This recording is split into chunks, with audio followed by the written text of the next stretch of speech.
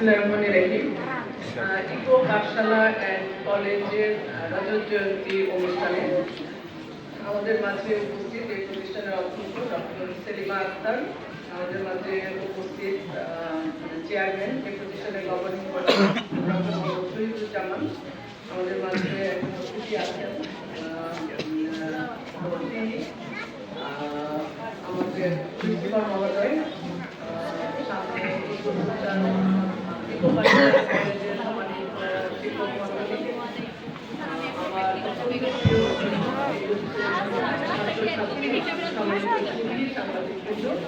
সবাইকে আমার পক্ষ থেকে সালাম শুভেচ্ছা জানাচ্ছি।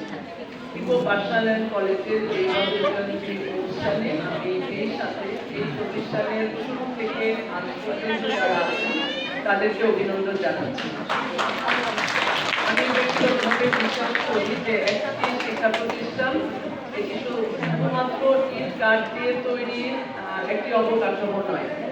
একটি শিক্ষা প্রতিষ্ঠান সেই এলাকার একটি লাইট হাউস। সেখানে যারা থাকেন শিক্ষক হিসেবে, পরিচালক হিসেবে, তারা হচ্ছে ওই এলাকার লাইট হাউস। তো আমি এখানে যোগদানের পর থেকে এই প্রতিষ্ঠানটি সম্পর্কে যা জেনেছি অত্যন্ত পজিটিভ ধারণা আমার রয়েছে।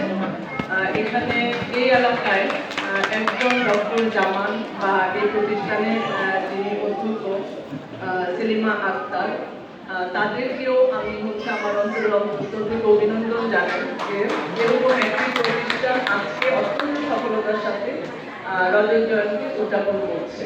আমাদের পুলিশ সুপার মহোদয় যেটি বললেন যে পরবর্তীতে এই প্রতিষ্ঠানে আমাদের আরো অনেক আশা। এই এলাকা শুধু না, এই প্রতিষ্ঠান এই এলাকার মানুষজনকে বাংলাদেশের গণ্ডি ছাড়িয়ে পৃথিবীতে পরিচিত করবে।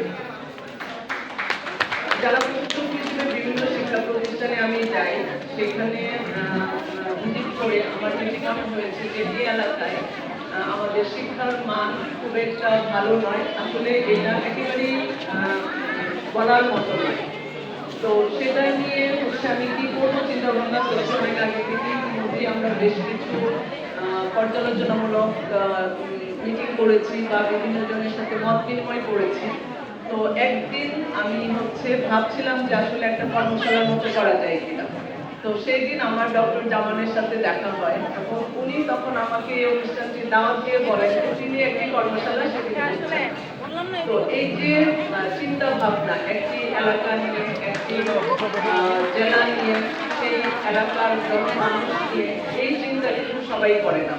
সেদিক থেকে তারা এই যে সমাজকে এগিয়ে নেওয়ার চিন্তা, সেই চিন্তায় আপনারা যারা এখানে শিক্ষক মন্ডলী আছেন তারা যেমন তার সৈনিক, তেমনি করে এই এলাকায় যারা আছেন সবাই তাদের সহযোগী হবেন এই প্রত্যাশা রয়েছে।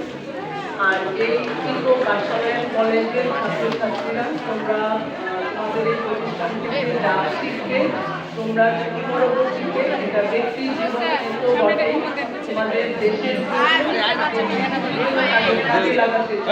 সেই ধরনের একটা মানসিক প্রস্তুতি নিয়ে তোমরা বেরো।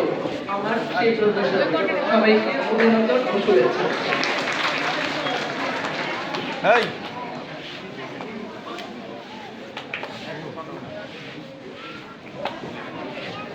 ধন্যবাদ ম্যাডাম। এ পর্যায়ে আমাদের মাঝে ধন্যবাদ জ্ঞাপন করতে আসছেন আমাদের প্রতিষ্ঠাতা চেয়ারম্যান মহোদয়।